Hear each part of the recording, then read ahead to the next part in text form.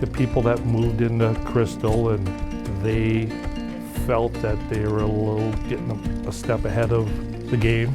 If you understand the history of Crystal and in the small town feel, hey, this is a place that it existed before, it can exist now. Crystal is a great place, and it still is one of the best kept secrets, I think.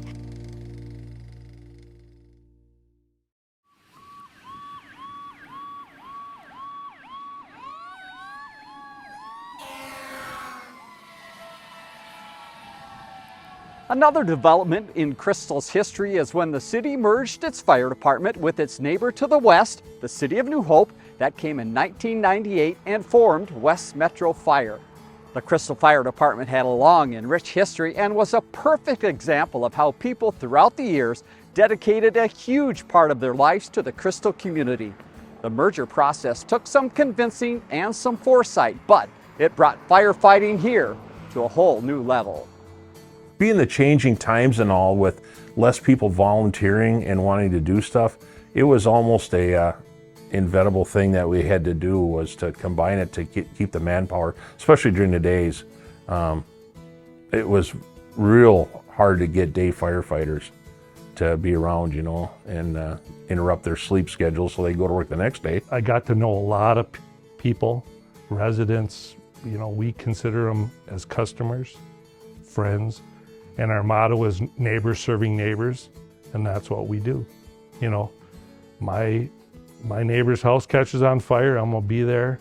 You know, the 2 miles away, I'm gonna be there. It's a great way to give back to the community, and you kind of get paid for it and things like that. But I don't think people get on for that reason. They get on because they wanna make a difference. Another way that the firefighters of Crystal gave back to their community was through the city's huge annual summer celebrations. What used to be known as the Vulcan Frolics and brought many a fan to sit in the bleachers to watch some top-notch softball is today known as the Crystal Frolics.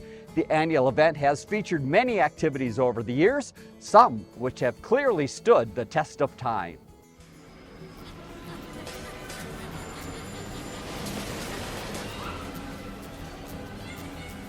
A great public get-together, hometown reunion for everybody and their brother, from high school people to guys that played ball together.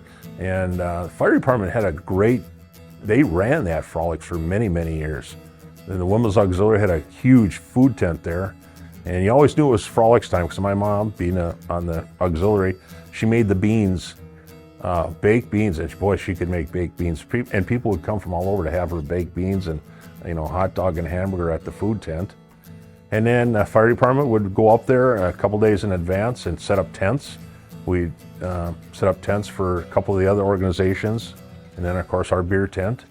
And Old Home Week, I'm telling you, it was old firemen would come from Arizona or down from the Brainerd Lakes area where they'd retired to, and, you know, talk to you and visit. And kids I went through high school with would come up there, and great baseball games going on. And it was really a good time. They always had beer, as I recall, and fireworks. Yeah. Before we had fireworks, we had to go to Robbinsdale for the fireworks. I can remember riding in several convertibles and waving like I was somebody. While the Crystal Frolics brought people together in the community for a weekend of fun, there were other key hotspots in the city that still bring the community together throughout the year. A few great examples are the Crystal Pool, which was built in the late 1960s, and the Crystal Community Center, which came together in the late 1980s. Crystal has a proud history of attractive and engaging community parks that continue to offer something for all ages throughout the entire year.